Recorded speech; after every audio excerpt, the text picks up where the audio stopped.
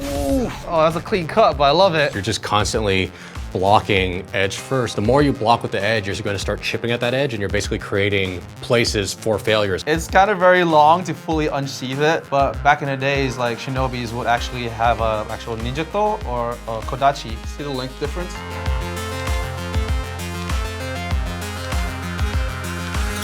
Today we're breaking out Sekiro, Shadows Die Twice. Be sure to like and subscribe for more episodes of Experts React. Let's get into it. Ooh, nice. Oh yeah. I love it. You just stab him right in and ride the blade through the body. There are techniques that do use that. So it's not always just here with two hands or just one hand. Sometimes they do have the other hand on the back or the side of the blade to use to brace for strong attacks.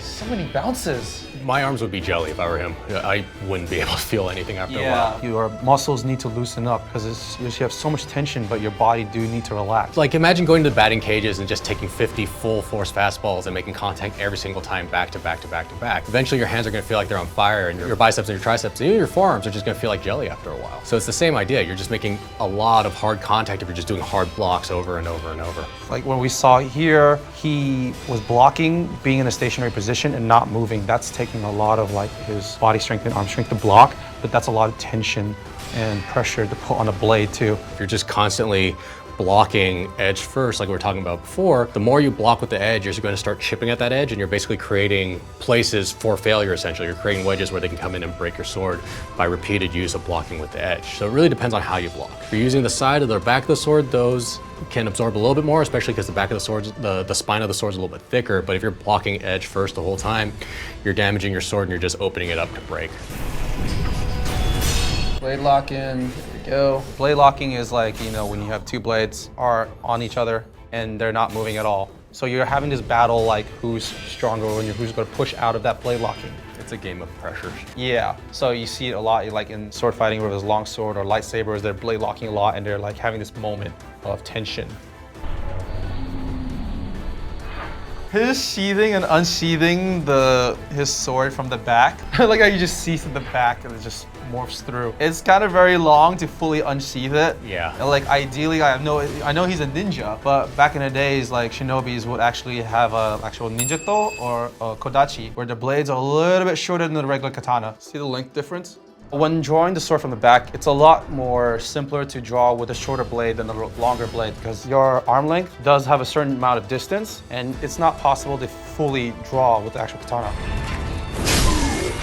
Oh, that was a clean cut. Ah! Notice in this game there's a lot of stabby. That's like a finisher, thrust and stab, rather than like, I haven't seen any dismemberments. So I know he's using a katana, which is the curved blade, which should cut. But if he was wielding the ninjato, which is the straight blade, it would make a lot more sense because that's more for thrusting than cut through.